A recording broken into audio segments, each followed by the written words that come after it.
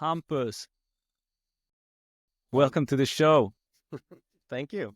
I want to start with that we met each other like 2 years ago, and you told me that you came from the agency world where you've been working as a CEO at a really big firm, AKQA, and now you're leading Ängsbacka, a place that's all about personal transformation. So what was the moment when you realized you wanted to take the leap? Was it a gut feeling or something that built over time? So could you walk us through your journey because you make me think about the monk that sold his Ferrari, the Robin Sharma book, Yeah, I've heard it.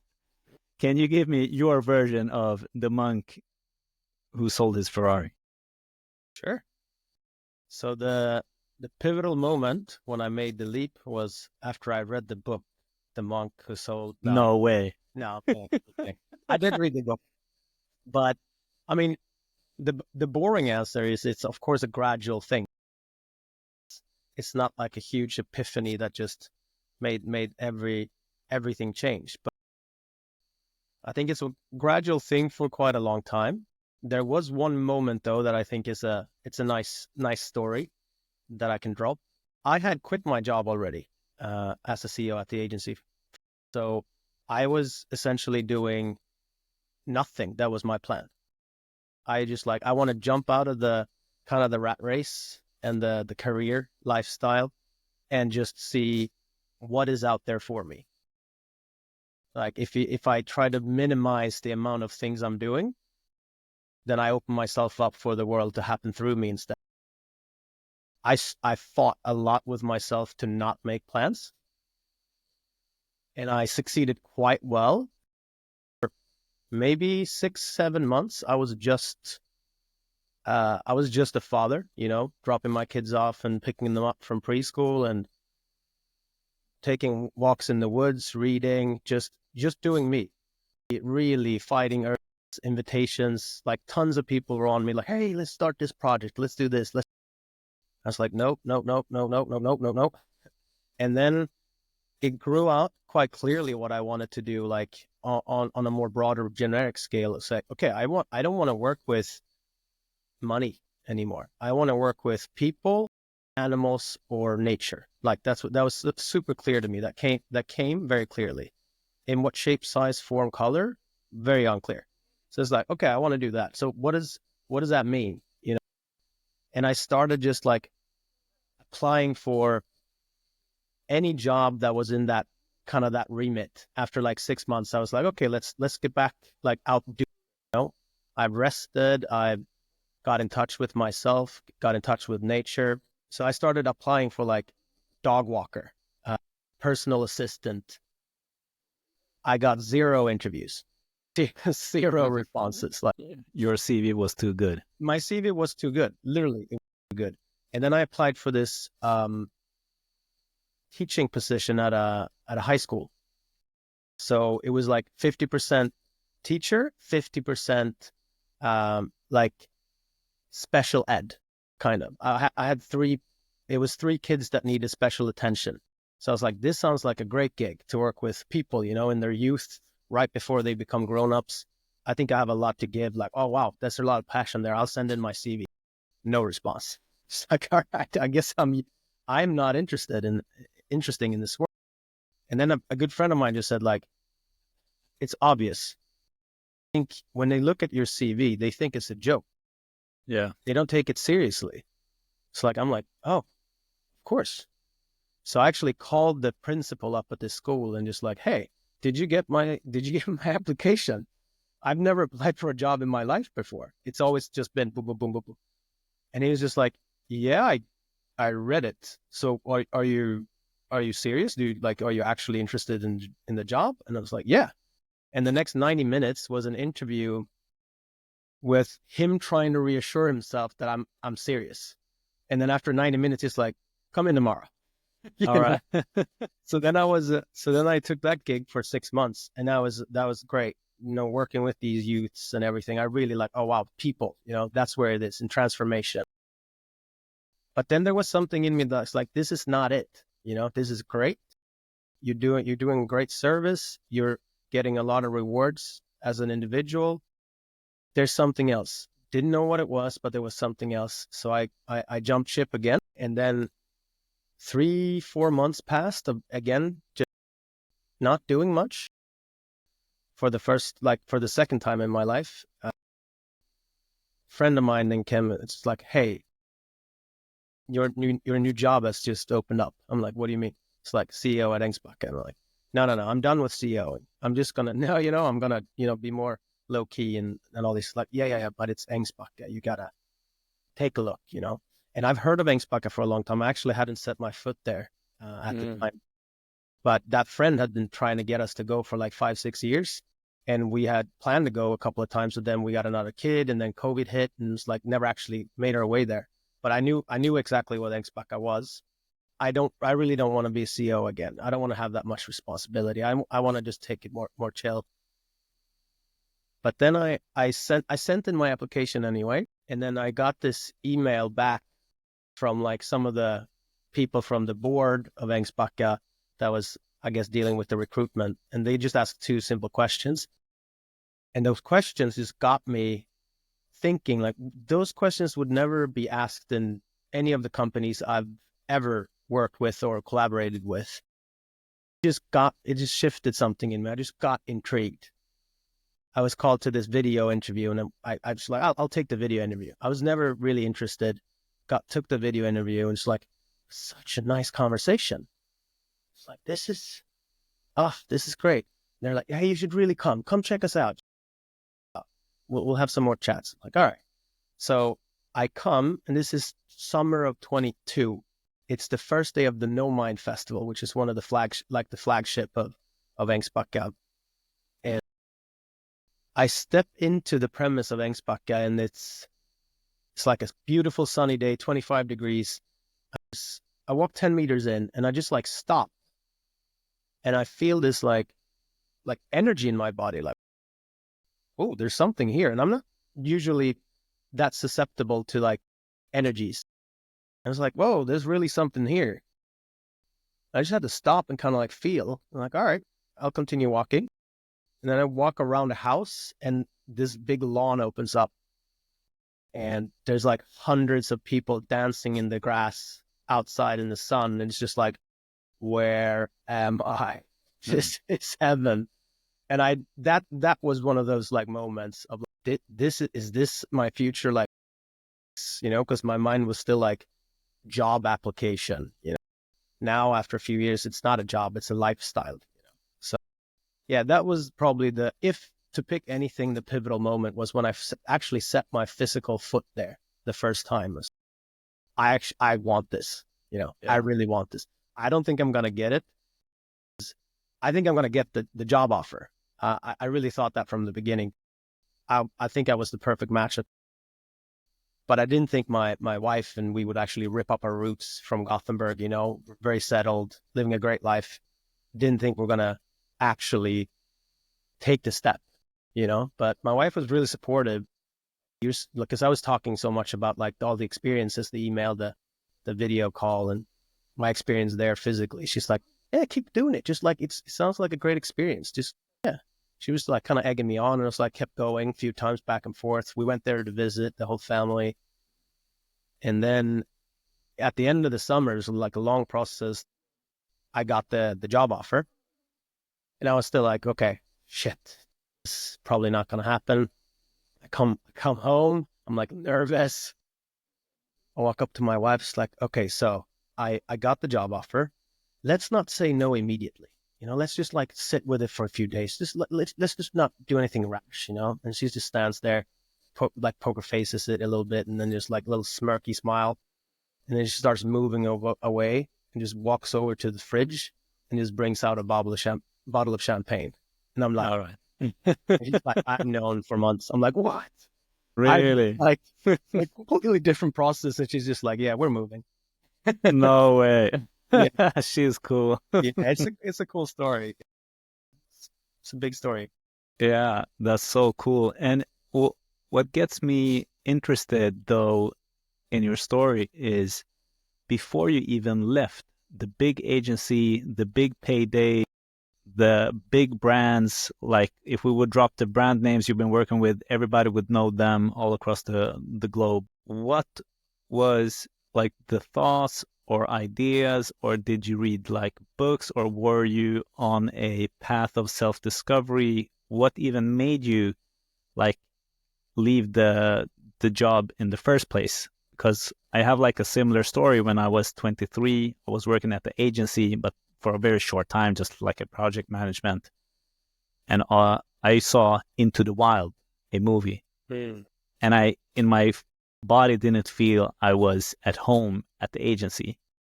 So I just like quit my job, sold everything, went to North Africa with a one-way ticket, and I didn't know what was going to happen. So what were the things, ideas, or inputs in you that made you just like quit your job because you didn't know what the next step was? I mean, I think every story is unique, but mine differ quite a lot, I think, from many others.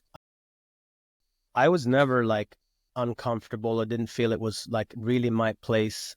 I've always been quite content and happy with life. I've always have this like, I'm really good at persuading myself that my life right now is awesome. I've managed to do that my entire life. Even if I had this like really unimportant, undeveloping job at like a bank, which was one of my first jobs, like, this is great. I get to talk to people. I always find this like narrative of like, oh, everything is super. What a life skill. It's quite nice. One of my superpowers for sure. So I never really had this like strong like urge to like, you need to change to be happy in life, you know, which is a lot of people's stories that go into personal development. I think there's another story, and I think there's a lot of people that hopefully can get inspired by my story. I was kind of just going with it, you know, getting promotion after promotion, getting this thing, was globally responsible for Volvo Cars, big car brand. And then I was recruited over. I made the CEO thing at the agency side, and I never really like tried, where it just kind of happened, and I was always happy doing it. Everything goes so fast in that lifestyle. You know, you sit with CEOs for in a double Michelin star in London, and then you fly to New York, and I lived in Shanghai for everything is just so fast, and it's so like important and big, and you know, you get paid really well, and you get status. Oh, you're CEO of AKQA, blah blah blah.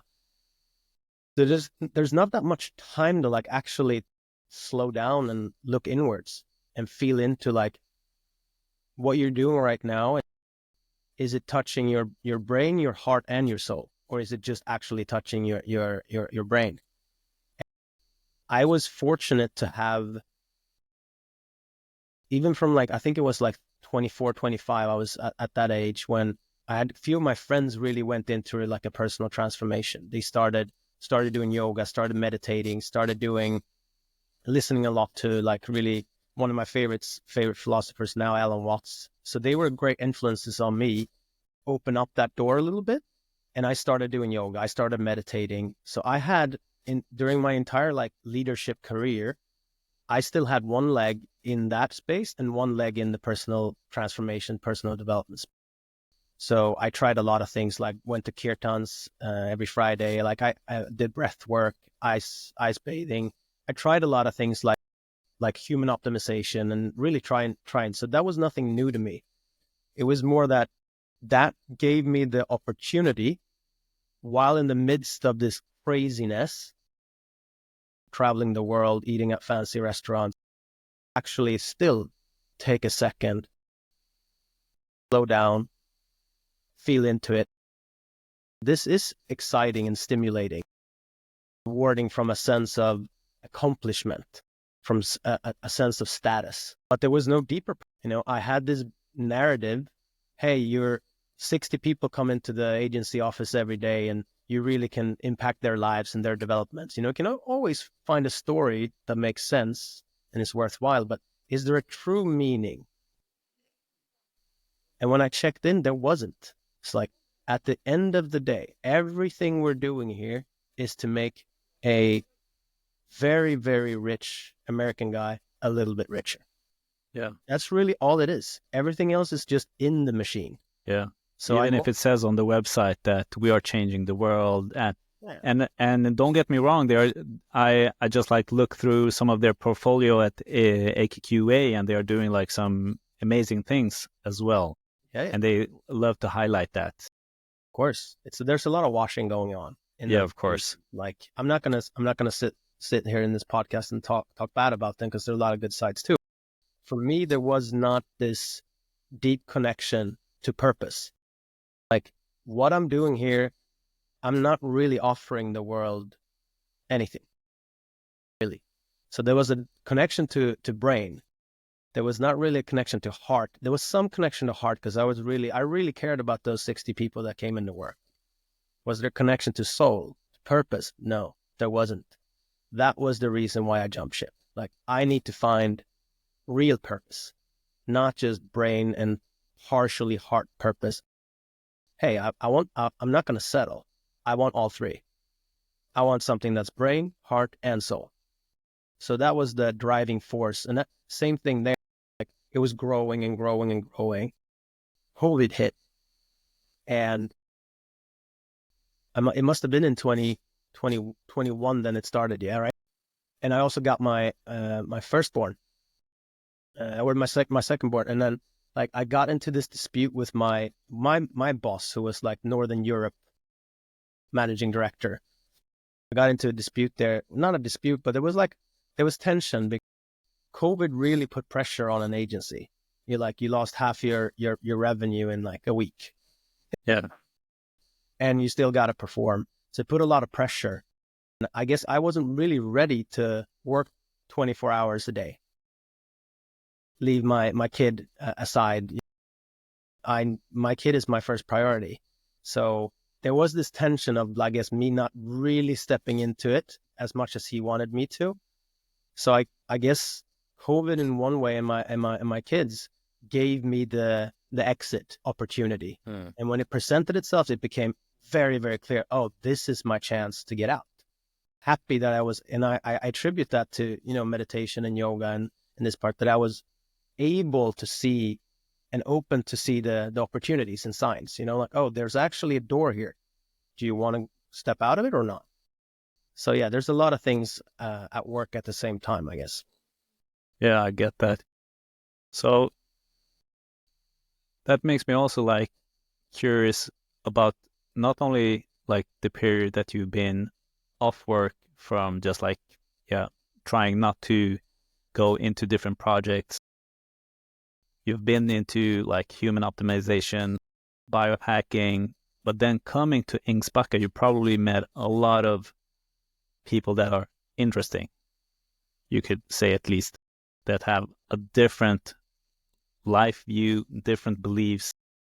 Have you like gained or had a mind shift like during like the last, if you would look back like the three last years? Do you have like some form of like game changing mindset shift that's like either for you personally or within business? So again, it's quite hard to like pinpoint. I think it's like a constant mind shift that goes on in me and has been for a decade. I don't consider myself a stagnant identity. I'm constantly evolving and changing. So obviously I have for the last 3 years as well.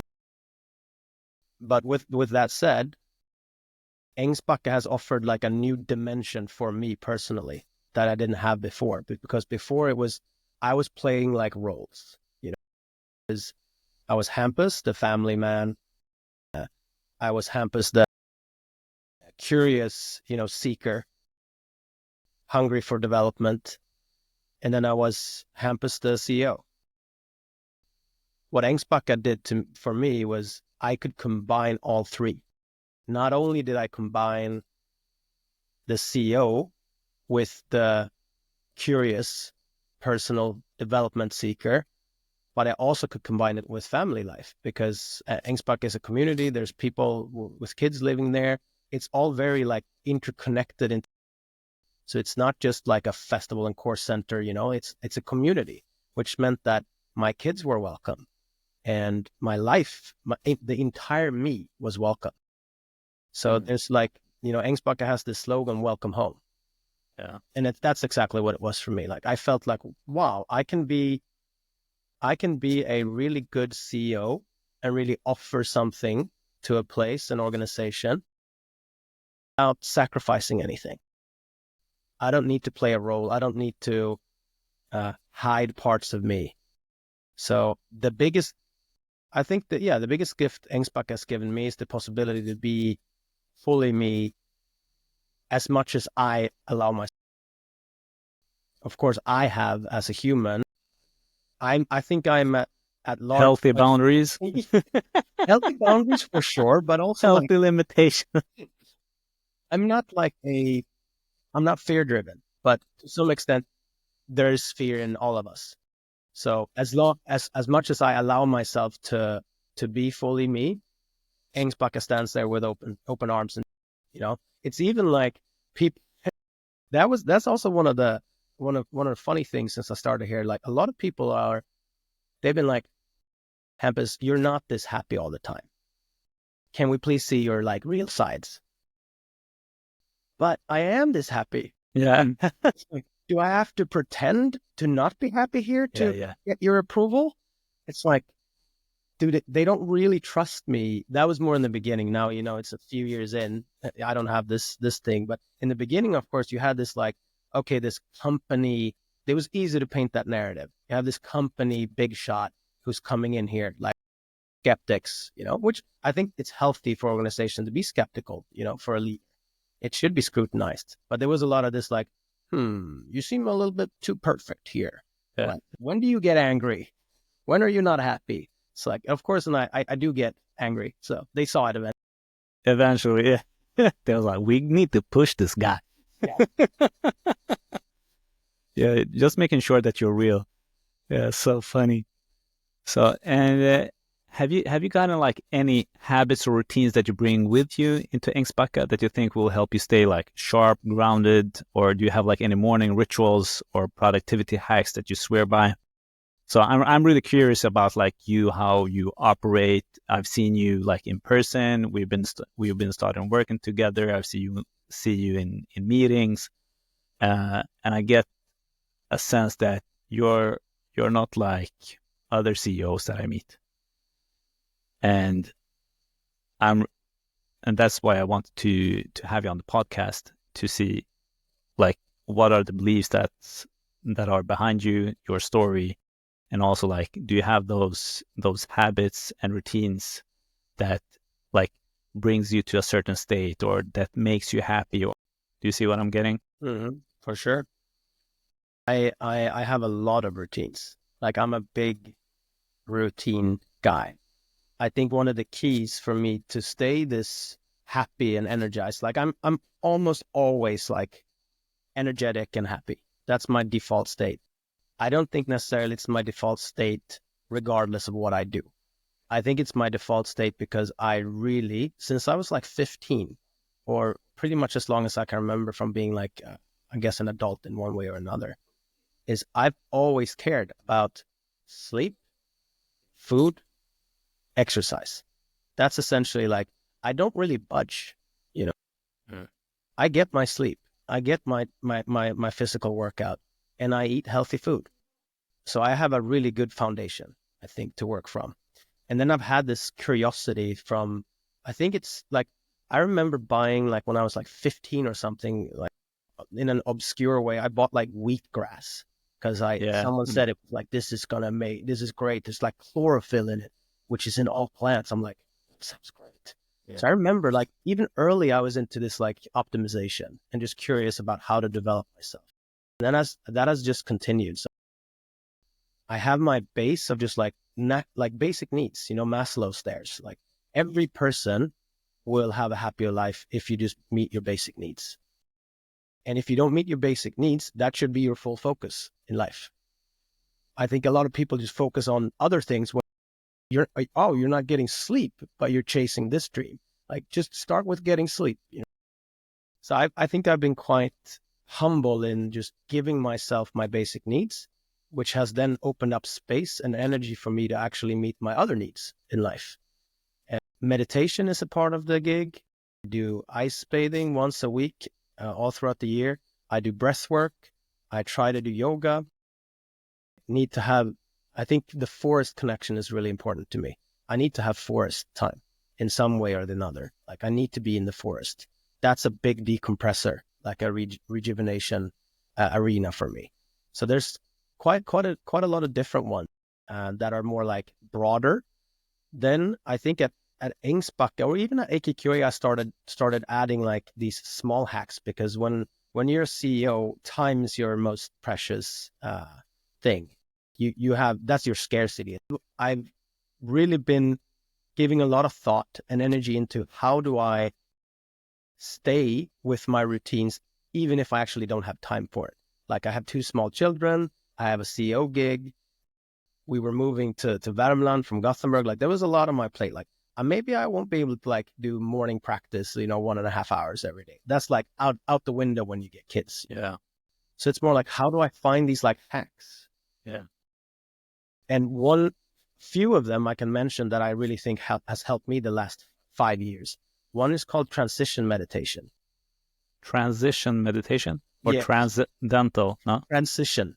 Transition. Okay, I haven't heard about that. Like I have a lot of days where I'm like back-to-back meetings. So like, okay, from 10 to 11, I have a meeting. And then when the person exits, there's another person stepping in.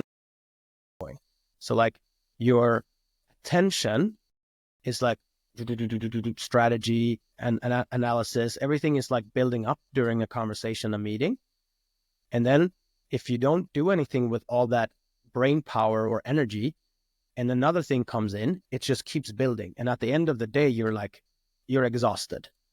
And not only are you exhausted, but you also, after a few meetings, I think you have a hard, this works for me at least, or this is how it works for me and probably for others too, kind of making sense of what is what. Like I'm pulling this meeting from the morning into this meeting, and like I have energy or like emotions attached to this thing, which comes out now.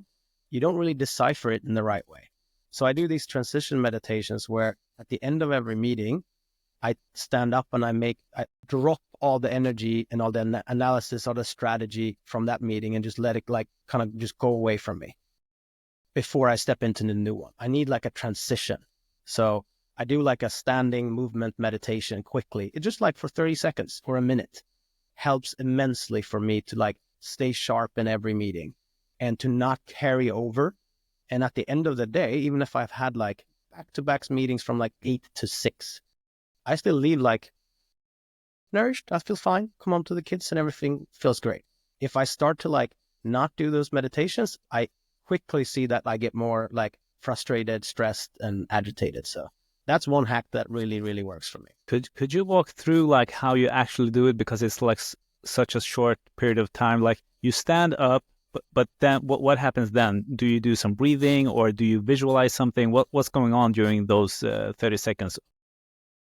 So I start with closing my eyes and taking like 2 or 3 deep breaths and like witness the craziness that goes on. So like it could be either like a strong emotion because I was irritated about something, or it could be like a thought like, oh, if I do this and that and this and that. So I witness what is it that's really alive. So I take a few breaths and witness that. And then when I see what's alive, I like visualize that it's like dropping from me. Just let it sink to the ground, like visually. Like I close my eyes and just let gravity do its work. And I just stand there, breathe, and I'm in presence, and I witness it just like drop to the ground. There you got it. Transition meditation. Yeah. I'm gonna try this because I also like feel that oftentimes when you have like those back-to-back meetings, I don't even have like time to decompress or like act upon the meeting I just had. And like having those 30 seconds to 1 minute, I think that could do the trick. It's great. And also like I start like, cause I've been doing it for like 5 years. I've started to like learn things about myself also, like, okay, now I'm in like, there's this strong emotion here. I need 3 minutes, Right. Or it's just like, this is just a loop thought. 10, 20 seconds is fine. So I can start to like see my needs, and it's much easier to meet your needs or acknowledge them. Yeah. But like you touch upon like three things, your three basic needs: food, good food, sleep, and the third one was exercise. Yeah, physical exercise. Yeah, physical exercise, and also like you can do that also in nature, of course. So those things are for some people like so hard. And I know you got two kids, and I have three kids since 2 years back. He just like turned two, the smallest one, and I think it has been the hottest time ever to just like get my sleep. And it has affected like how my body responds, aches, my temper, not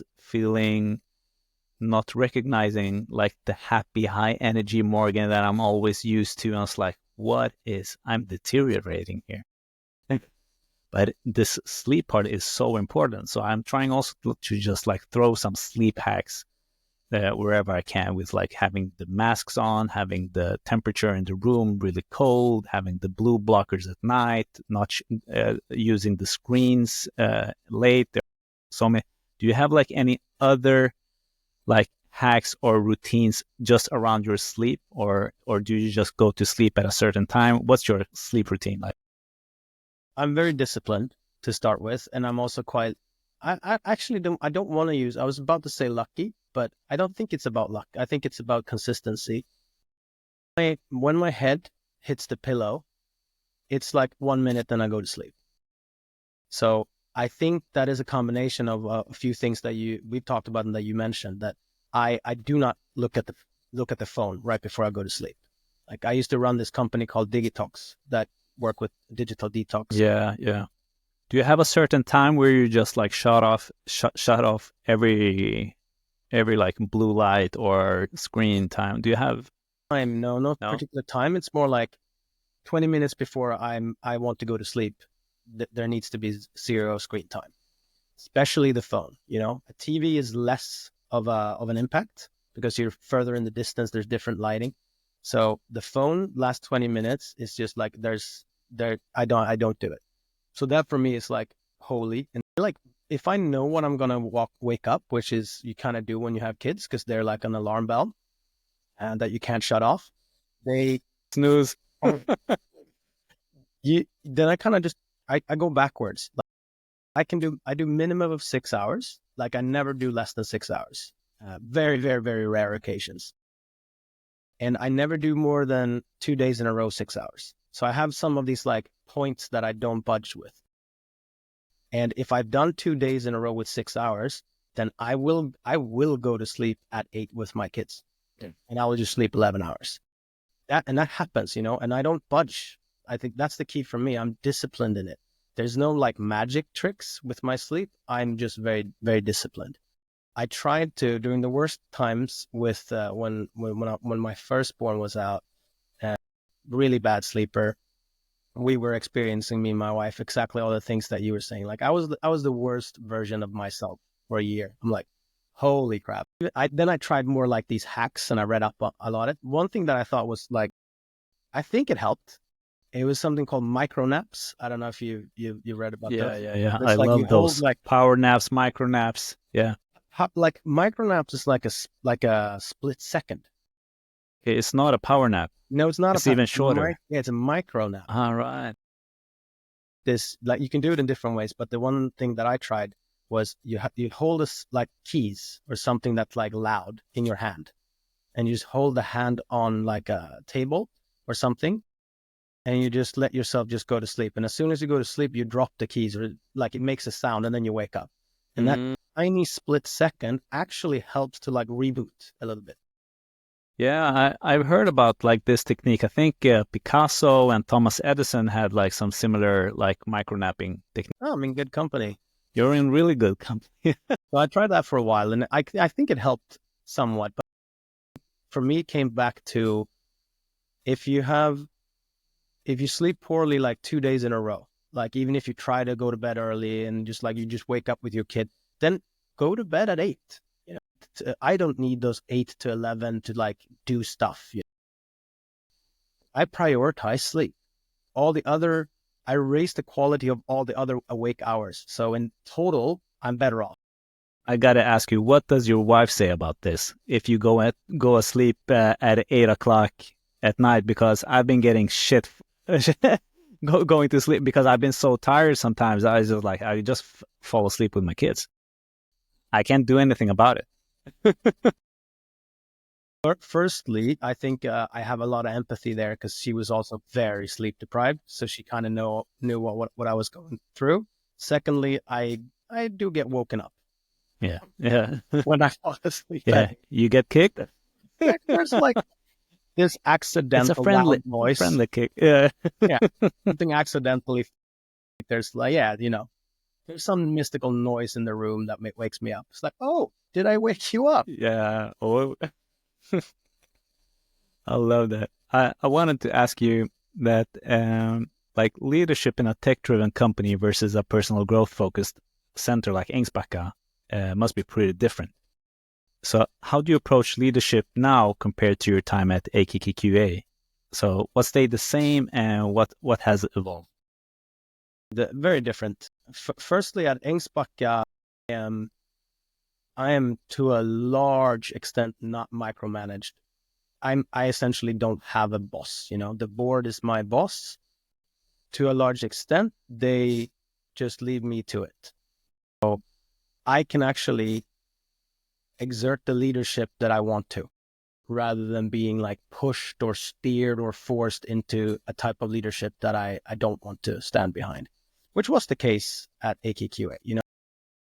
It's a huge machine. It's a multinational company, top 100 in the world ownership. You're just a cog in the wheel, really, even if you're that high up the food chain. So my job was essentially to just simplify it. My job was to get in really good clients and keep them happy. My boss, or like the machinery, didn't really care about how people felt, how they experienced it, if they grew or not. It's essentially just numbers in an Excel sheet. So I was really interested in like I said before, the 60 people that I was CEO over, that they would like develop, enjoy their time, try to implement, like I implemented like some meditations and some forms of like, personal development for them. I tried to be there for them. Every time I got too like deep into the leadership that I actually think even that company would benefit from, I was kind of like pulled out. Like, hey, you need to focus more on the clients. Like clients. That's where the money is. Follow the money. So it was very hard to be the leader that I wanted to be. When I did quit, I like many of the people that worked there did actually like reach out and just like, yeah, they appreciated my leadership because it was vastly different from anything they had experienced in agency world, which for me was like, that was really heartfelt. In Ängsbacka, it's the opposite. If I start like focusing and following the money a little bit, I get pulled out. Like, hey, the people's over here. Yeah. So it's actually the complete opposite. And for that, I'm very thankful. So I get pulled into what's real all the time, every day. We have this meeting structure that is one of the things that I'm also extremely thankful for. We start every meeting with some silence and a check-in. Just a quick check-in. Sometimes it could just be a word or two, or sometimes it's a sentence or like a few minutes. And when we've done that around the table, then we step into the topic or the sake of the meeting.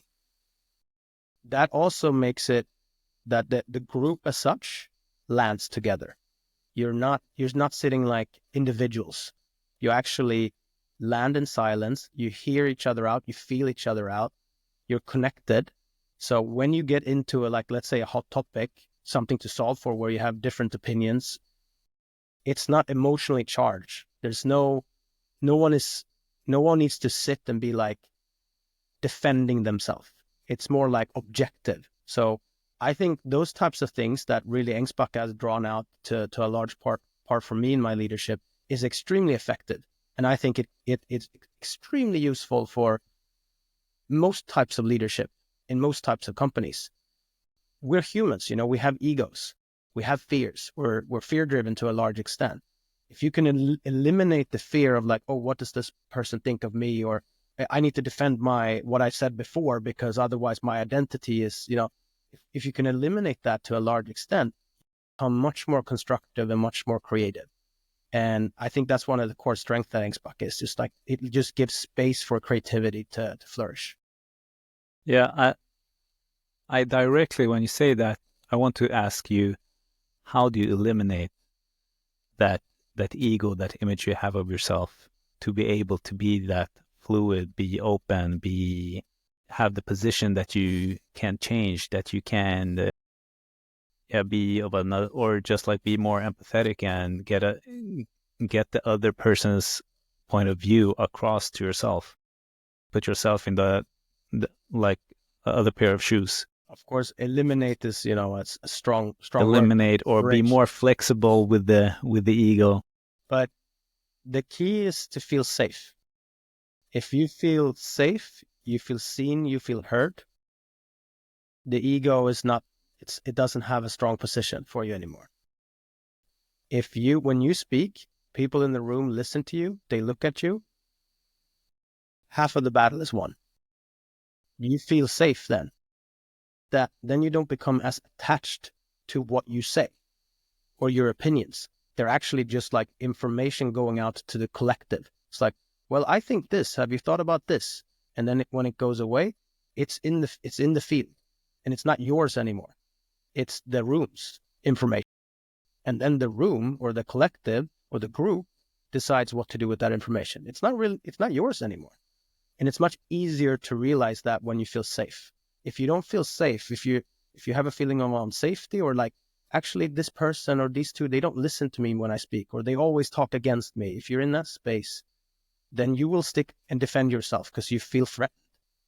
You go back to your survival mechanisms. That's what the ego is predominantly there for, is to ensure your survival. And what part does like vulnerability play in this? Vulnerability comes, I think, feeling safe. And when you show yourself vulnerable and you are met in that, you're seen in that, or you're heard in that, you become even more safe. So I think it's like they play a tag team together to reach that state of, eliminating feeling of being threatened. Being able to be vulnerable helps you a lot to be seen in that, because the trauma usually lies with when you showed some vulnerability when you were a kid, you were met with something else, and that's your trauma. So that's what you expect. And therefore, I think, to a large extent, that applies maybe more so to guys, that needs to be tough and macho. It's like, you don't show yourself vulnerable because of what happened when you actually did before. So I think the more you can show yourself vulnerable, and the more you can be met in that, the more likely you are to feel safe and to do it again. And then you just open up yourself, and more of you can actually show. More of your creativity, or more creativity can flow through you. Yeah, you're making me think about vulnerability in a different lens here, because I've been thinking about this for quite a while, like reading Brené Brown's book about vulnerability, and she has her famous TED talk that it is in the face of fear that you need to show courage, and you can't have courage without vulnerability.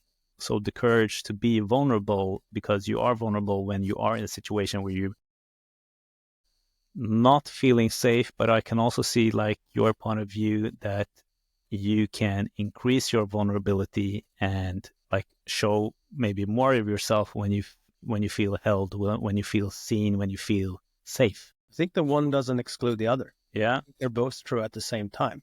Yeah. Like when let's say you're on stage, you're supposed to hold a speech or something. I've done this quite a lot. And I think one of the good lessons I got early on was, if you feel like you're nervous, your hand is shaking or something, and it's an involuntary, like, physical response for being like threatened, feeling unsafe, saying it, to the crowd, I'm a bit nervous right now, my hand's shaking. That usually actually stops the shaking. So showing vulnerability provides safety. So I think they go a lot hand in hand. I think the one doesn't exclude the other. Yeah. Yeah, they go hand in hand. That's my new point of view. Beautiful. Yeah, I guess mine too. yeah. When I interview people, I'm super curious about like aha moments, and I usually share one when I had with my wife, because she's really good at saying I'm sorry, and I was terrible at it. And when I started being more comfortable with saying sorry and realizing that nothing bad was happening to me, I didn't lose any form of position, or my ego didn't get hurt, or I felt like so much more ease in relationship, and also like in how I relate to myself and how I feel about myself in life. Do you have like any of those type of aha moments? Tons of aha moments. Yeah. All the time. Do you have any that comes to mind? Because I believe that like Ängsbacka, during like I was at the No Mind Festival this summer, and it was just like aha moments after aha moments, but certain workshops were like a cannonball like shot through my chest, and that gave me also like a huge aha moment, and it had led us to like an amazing place within my relationship, also within myself, where I'm at now at life, and in a really short period of time. And I'm not new to personal development, but it has been an amazing experience being at Ängsbacka, and now also working with Ängsbacka. And I hope to have like more interviews with people surrounding Ängsbacka, just to get like these, what are your aha moments? Do you have any ones that are just like popping in your mind? What comes up while hearing you speak is this, one of the key things I've learned during my years here now is trust the process. Like, and I've had a few different like aha moments that has it has moved me from a place of I theoretically abide to this like mantra or motto to actually embody it. I've been more controlling the outcome for the majority of my life. Like, I take charge, I do analysis, I make a plan and I stick to it. I'm disciplined, all the things that I've spoke about before. I think for me to elevate to the next level is to actually give up control more and just trust whatever needs to happen. Like, you could give it many names, like trusting the universe, trusting the process, trusting others, or trusting that the thing will just, manifest. Like, there's so many different ways to talk about it. This is something that I have had a few aha moments, because there's so many people around you at Ängsbacka that already trusts the process. So you see it in these moments where you're like, oh, okay, this is a really important thing. This is the best outcome. This is the second best. This is the worst outcome. Okay, we need to do this and this and this and this and that to make sure that it goes towards the best outcome. And then like you try, and there's like these clear things that happen that are like, maybe this isn't supposed to happen, or like maybe you're forcing this too much to try to make this thing happen that you've imagined in your head or collectively. And people in general, I think the ones that I work with that for, they are a lot quicker than me to kind of like, okay, we just accept things as they are. It's supposed to be the worst case scenario here, and there's a learning in that. So I've had multiple aha moments in this trust, putting myself out of it and just being the vessel, just being the conduit and seeing what happens. And usually what happens is fantastic, better than what I could have like steered it into. So I've gotten these like proof points over and over again. Don't make yourself too big. A lot of humility is relax, lean back for a little bit, see what wants to happen here. And sometimes things happen that aren't great at the first look of it, but then what comes beyond it is actually even better. So I think that for me are those for me are the aha moments that have been coming up the last 3 years of just like embodying and truly believing in like, just there's trust in me. I don't need to control things. Everything is great as it is. I just need to dance along with life. Man, I love that so much. I even marked that. I marked that part. So this is the last question. So looking ahead, what excites you most about leading Ängsbacka? And what's the vision for the future, both for the center and yourself? I get asked this question quite a lot. Like, what's the vision? What's the future? And there's always this like internal battle for me when I get asked that question, because there's this one side of me that's really good at planning, really good at strategizing. Okay, we have these things. If we do this, this can happen. Like all that whole. And then you have the other part, was what I just talked about. Relax, lean back, see what wants to come, see what wants to grow. And there is a little bit of a battle inside me of what's the balance between staying open, letting things happen as they want to, and supporting that, planning, strategizing to support that, not over strategizing, not over planning, but staying adaptable, having faith and trust and being adaptable into that, but not just surrendering to it completely. So for me, it's hard to answer that question on a broader scale, like without becoming more philosophical. I can definitely say a few things that like are around the corner. Ängsbacka has been one of my like dreams, and I think callings since I started working, living, contributing to Ängsbacka. Is about almost 5,000 people come through Ängsbacka every year. Many of them transformed in one way or another. I usually talk about these ripple effects, like you have these 4,000 or 5,000 people, they speak to people, and there's actually like a big impact on the world that Ängsbacka does, which is one of the key reasons why I'm here, to have an impact. All those 4,000 or 5,000 people are here as private individuals. There are no companies here. The public sector isn't here. NGOs are not here. There's a whole world out there that Ängsbacka is not really interacting with. I'm a firm believer that Ängsbacka has a role to play in those spaces as well. We're talking a lot about it. We're developing products to see how we can start interacting more with those other worlds. Footprint or impact can twofold, threefold, fivefold. And there's also this is more in the future, I guess, but there's also the online version.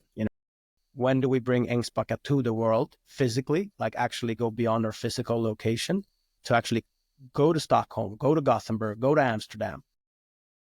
How do we go online? There's immense opportunities for Ängsbacka to be a huge, we're already a great institution today that has an impact for the world for the better. But there's tons of, the potential is essentially limitless. Yeah. There's a lot of things that could happen, and I'm trying not to get ahead of myself and plan it all, but to see which one of these things wants to grow, which wants to grow later. Where is their energy? Where is their passion? Where is their creativity to create? Yeah, so cool. So I want to acknowledge you for the energy you bring in each action. It can be like a distant high five in the air to just a look from your eyes, the hug in the meetings we are sitting in when we're working. Love the energy that you bring, and now I understand more also from where it comes from. The sleep, don't forget the sleep. And I really appreciate you, and I admire your leadership. And for people that are listening or watching this on YouTube or Spotify, how can they get in contact with Ängsbacka? And if you are open for people to contact you, you can also say that. Don't put out your email. No, I'm actually like off social media for personal reasons, just to stay off the grid as much as possible. Good idea. Me and myself. So there isn't very few ways to contact me actually. So Ängsbacka you can contact through our webpage. You can check the contact us part and reach out. You can also, there is our phone number and our email. We're happy. You can also, we have Facebook groups, Instagram accounts. You can connect to us in any way, really. And we're happy to speak to you, regardless of what it is. Like, please do reach out. If you've been here, if you want to come here, if you're just curious about what we do, curious if you want to support us in any way, reach out. Yeah, if you have the sense in your stomach or in your heart to do it, just do it. Don't think about it. Act. Yeah. Don't think about it. Just do it. All right, Hampus, thank you so much for being a part of the podcast, and I hope to talk to you more soon. My pleasure. Thanks for having me. Thanks, brother.